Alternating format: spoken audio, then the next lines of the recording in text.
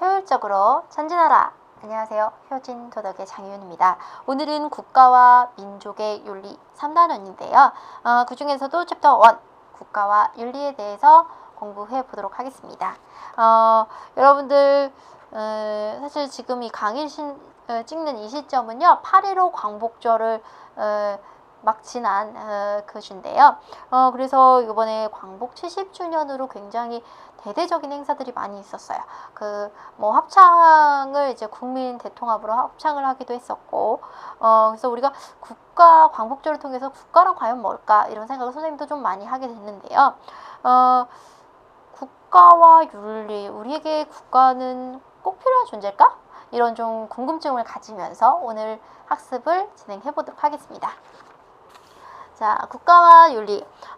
첫 번째 1절은 국가 공동체의 어떤 기원인데요. 국가는 개인의 자유를 제한하기도 하는데 국가 꼭 필요할까? 라는 거죠. 자, 우리는 일반적으로 국가가 어떤 기능을 한다고 생각한다면 국가. 우리는 여러 가지 공동체에 속해요. 가족 공동체에도 속하고요. 어떤 뭐 학교, 그쵸? 그 다음에 뭐 어느 이제 뭐 동아리면 동아리 뭐 이런 공동체들이 많이 있는데 여러 공동체 중에서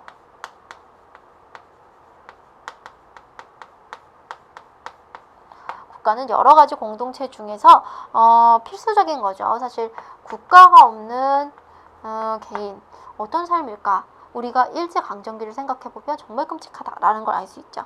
그래서 국가는 그 국민의 재산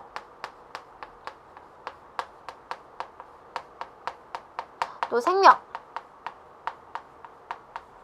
보호하고요. 삶의 터전을 유지한다.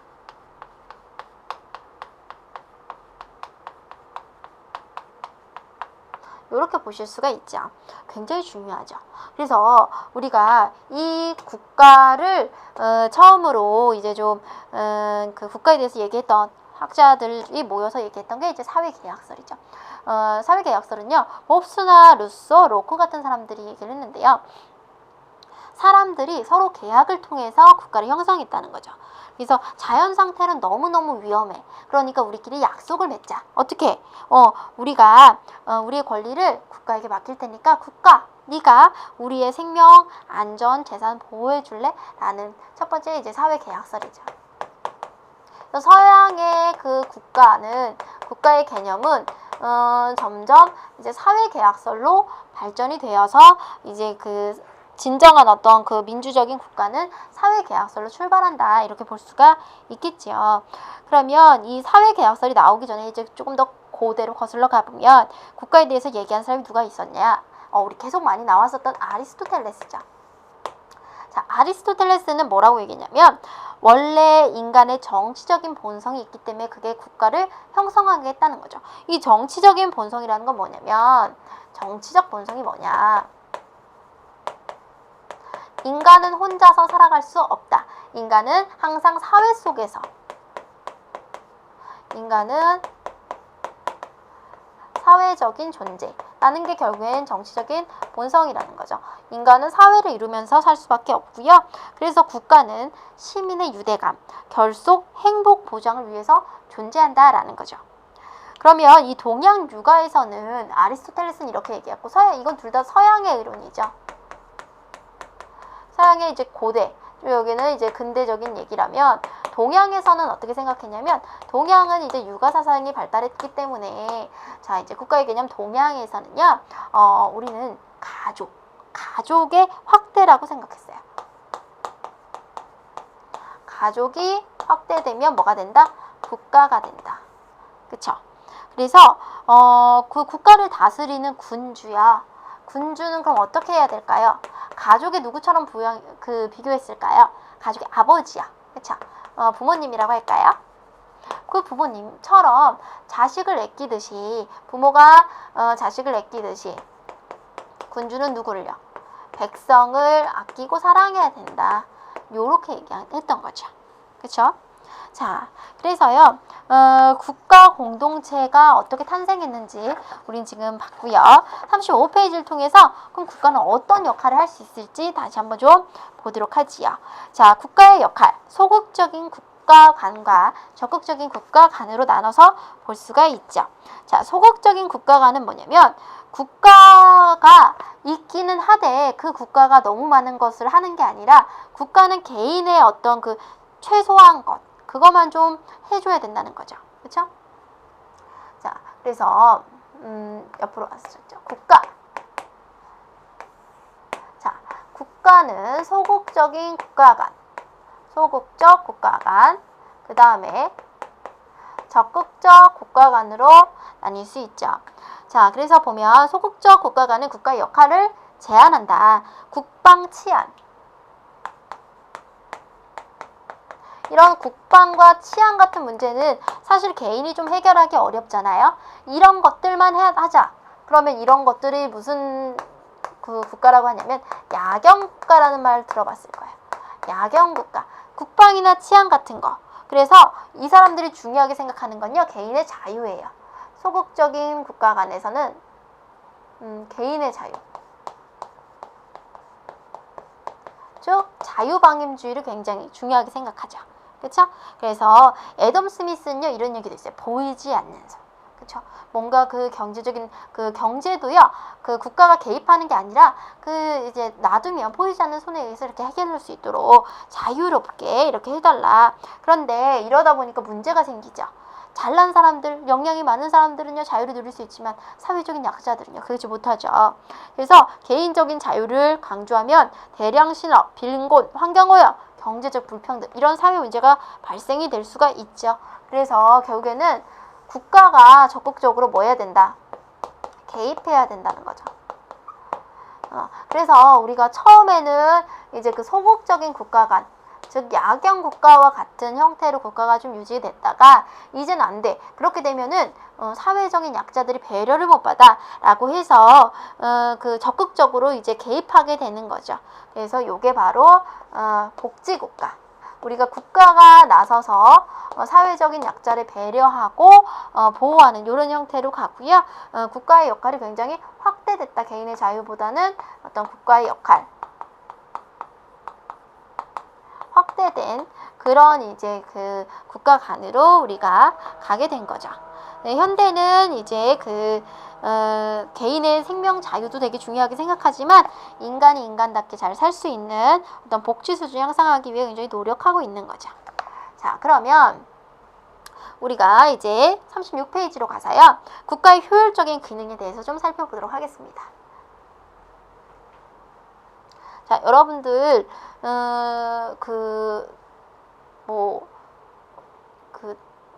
남자가 뭐 태어나서 3번 운다고 하는데 뭐 사실 요즘 그건 말도 안 되고 그때 옛날에 어른들의 그 중에 하나가 바로 나라가 망했을 때, 국가가 망했을 때가 있죠.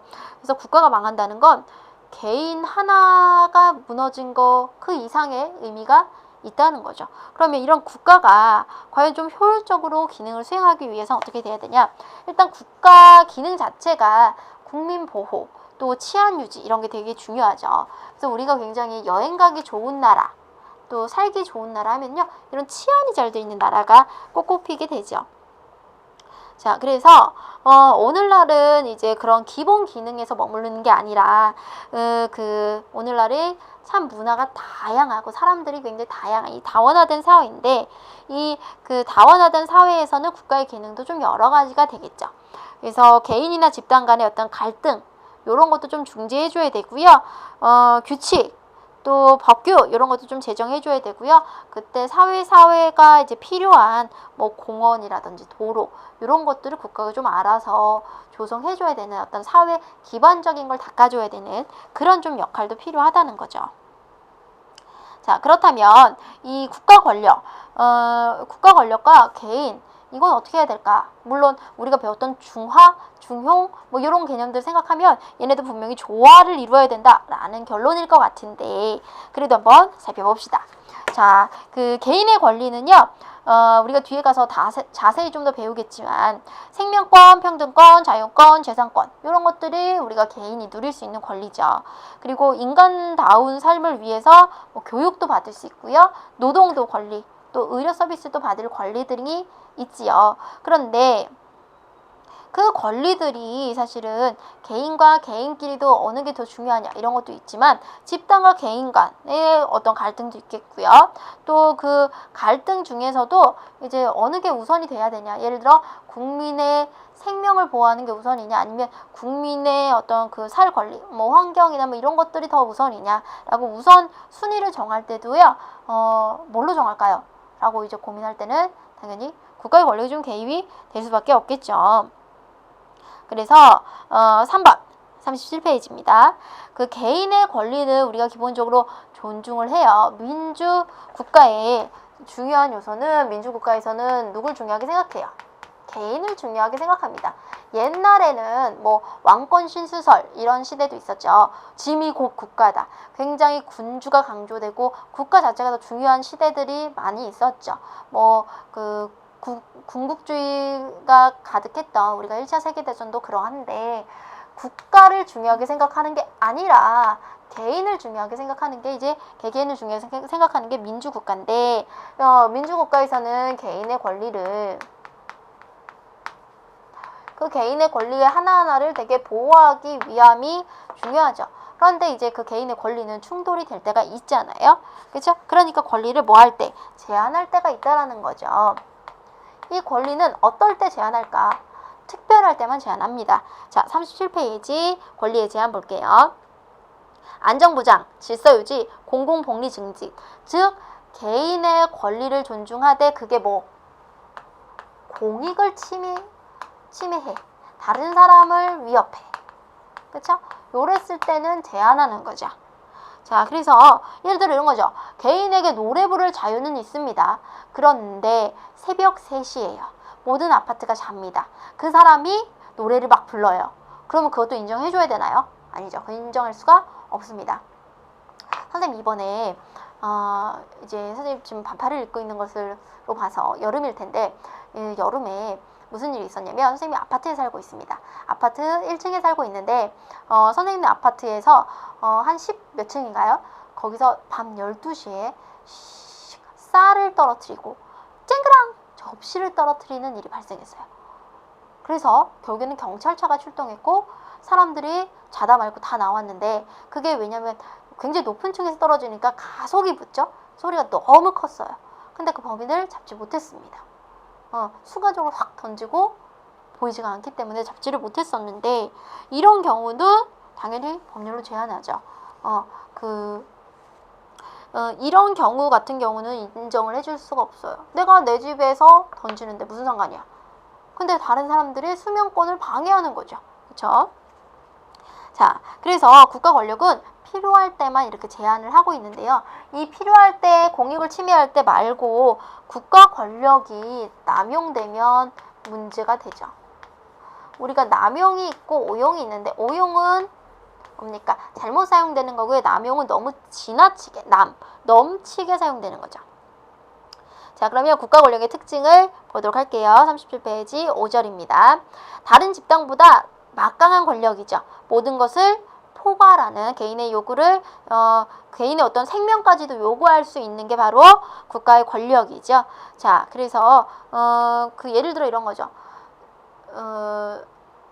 그 어떤 개인을 죽였어요. 그럼 법적으로 너는 사형이야 이렇게 나면 그거를 어길 수 있나요? 어길 수가 없죠.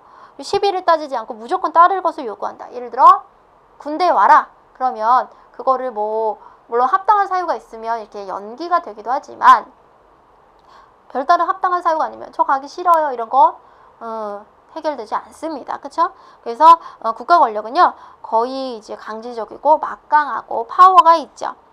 그런데 이 국가 권력 늘 정당한가? 라고 보기 좀 어렵다는 거죠.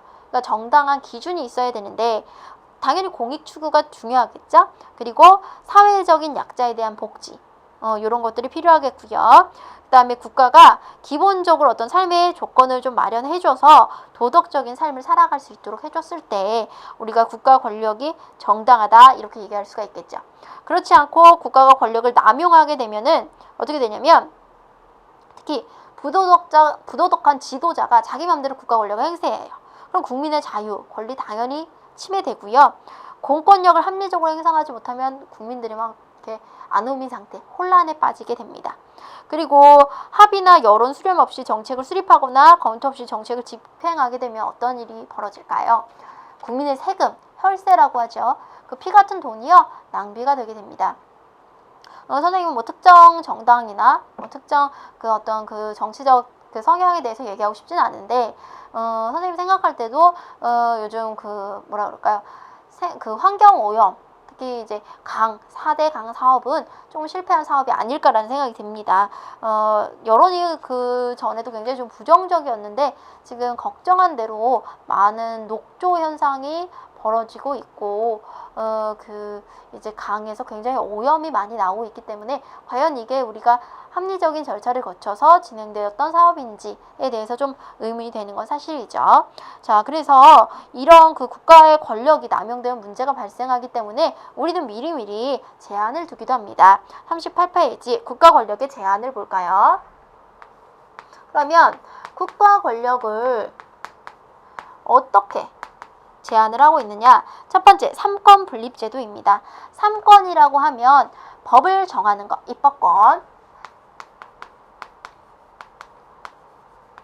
그 다음에 법을 집행하는 거, 행정권. 자, 그 다음에 사법권.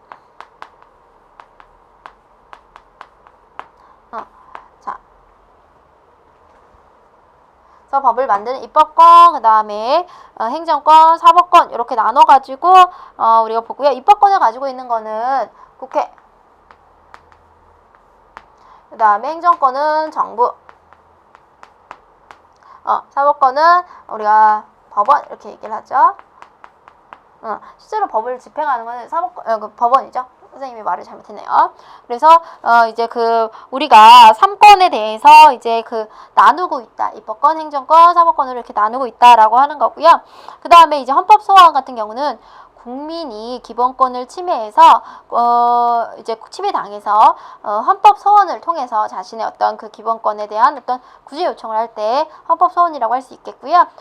주민 소환 제도는 이런 거죠. 주민이 이제 그 지방자치단체의 어떤 그 다음에 그런 의원을 소환해서 어떤 직접 참여가 확대되는 그런 것들이 이제 주민 소환 제도다라는 거죠. 그래서 여러분들이 조금 더 얘는 의미적으로는 한번 찾아보시면 좀 더 도움이 되실 것 같고요. 이제 국가 권력의 남용 반지를 위해서 우리 시민들은 어떻게 해야 될까? 일단은 뇌물수술 이런 것들은 이제 좀 탈피를 하셔야 되고, 정치적인 무관심, 또 이기적인 욕구 이런 것들은 피해야 됩니다. 그리고 제일 중요한 건요, 이 국가가 권력이 남용되지 않도록 미리 제한을 하는 이런 삼권과 분립도 있지만 우리가 지속적으로 감시하는 어떤 시민의 역할도 필요하다는 거죠. 지속적으로 감시하는 시민의 역할도 필요하고요. 또 정치적으로 무심하면 안 돼요. 그렇죠? 계속 참여를 해서 이 정치가 잘 되고 있는지, 그렇죠? 참여와 관심이 좀 필요하다고 합니다. 그쵸? 자, 그래서 더보기를 통해서 여러분들 국가 권력을 제한했던 사상가들을 좀 보실 수가 있겠고요. 39페이지 자율적 개인으로서의 어떤 시민의 권리를 보도록 하겠습니다. 39페이지의 7절은요 문제에 좀 잘 나오는 부분이니까 별표를 좀 하실게요. 자,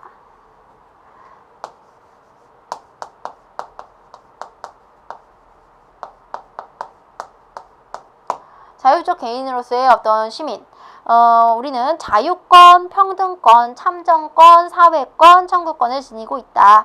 이 각각에 대해서는 여러분들 좀 정의적으로 기억하셔야 됩니다. 자유권은 일반적으로 우리가 자유롭다. 그렇죠? 모든 것의 가장 기본이 되는 거고요. 평등권은 우리가 차별받지 않는 그런 권리죠. 그래서 성별이나 재산, 종교 등에 대해서 우리가 차별받지 않는 거고요. 참정권은 우리가 누구나 18세 이상이 되면 정치에 참여할 수가 있죠. 그게 바로 정치에 참여할 수 있는 참정권. 그 다음에 사회권은 우리가 생존권이라고 얘기하기도 하는데 인간다운 생활을 위해서 우리가 꼭 필요한 그런 권리고요. 청구권은 어떤 그 국민이 국가에 대해서 뭔가를 이제 행위를 청구할 수 있는 주권적인 공권이다. 이렇게 보시면 되겠죠. 그래서 가장 기본적인 건 자유권이 되겠고요. 요즘에는 사회권이 굉장히 좀 중요한 역할을 하게 되겠고요. 자, 그러면 우리가 권리만 가지고 있으면 안 되죠. 시민으로서, 국가를 형성하는 시민으로서 우리가 의무가 있어야 되는데, 그 의무는 국방의 의무, 국방의 의무, 교육의 의무, 근로의 의무, 납세의 의무, 환경 보존의 의무 등 여러분이 아시는 그 민주 시민으로서 우리가 지금 지키고 있는 각가지 의무죠. 그러니까 선생님도요, 이렇게 강의를 해서 돈을 벌잖아요. 그럼 돈을 벌면 항상 국가에 세금을 내게 되거든요. 그래서 세금이 빠진 상태로 선생님에게 들어오게 되는데요. 선생님도 납세의 의무를 지니고 있는 거죠. 그래서 의무는요, 그냥 의무일 수도 있고요, 의무이자 권리일 수도 있는데, 여러분이 이렇게 교육을 받는다, 이런 것들은요, 어떤 권리이자 의무가 되는 거죠. 특히 뭐 중등까지는 의무 교육이니까. 그 다음에 불이행 처벌되는 의무, 납세나 국방 같은 건요, 처벌받아요. 예를 들어 기업을 하는데 내가 세금을 포탈했어요. 그러면요, 막 그 회장님이라 하더라도요, TV에 나오고요, 감옥에 가고요, 이렇게 되죠. 그쵸? 자, 그 다음에 도덕적인 당위. 누가 뭐라고 하진 않지만 투표 날 그냥 놀러 가면요, 선생님 막 죄책감 느껴요. 반드시 시민으로서 해야 되는 역할이죠. 그래서 이 의무에 대해서는요, 우리가 무슨 의식을 가져야 하냐면 주인 의식을 가져야 합니다. 내가 마땅히 해야 된다라는 어떤 주인 의식을 갖고요. 시민의 책무는 공동체 구성원의 어떤 공익을 위한 것이기 때문에 누구나 다 해야 된다라는 거죠. 그 다음에 이제 9절, 개인과 국가의 어떤 관계는요, 항상 그래요. 권리와 의무도 때려야 뗄 수 없고요. 개인과 국가도요, 때려야 뗄 수 없는 관계죠. 그래서 개인과 국가는, 이제 국가는 개인의 발전을 돕고요. 개인은요, 국가의 발전을 도와야 되는 거죠. 자, 그래서, 이 자율적 개인과 국가는 서로 어떻게 도와야 되는 이런 관계 뭐라 그러죠? 서로 돕는 관계, 상보적인 관계다. 개인은 국가의 발전을 도와야 되고요. 국가는 개인이 뭐 자아 실현을 할 수 있도록, 또 안전하게 또 살아갈 수 있도록 이렇게 해야 되는 거죠. 그리고 이제 참고하는 게 바로 다양한 국가 간인데요. 아까 소극적 국가 간, 적극적 국가 간에서 선생님 설명을 했던 내용인 것 같습니다. 그래서 만약에 이 국가 간에 대해서 잘 모르는 친구들은 모르는 학생들은요, 한번 앞에 거를 한번 찾아보시면 되겠습니다. 여기까지 해서요, 지금 국가와 윤리 챕터 1에 대한 내용을 우리가 공부했고요. 이제 그 다음 시간에 우리가 민족과 윤리 챕터 2에서 민족과 윤리에 대한 내용을 같이 공부해 보도록 하겠습니다.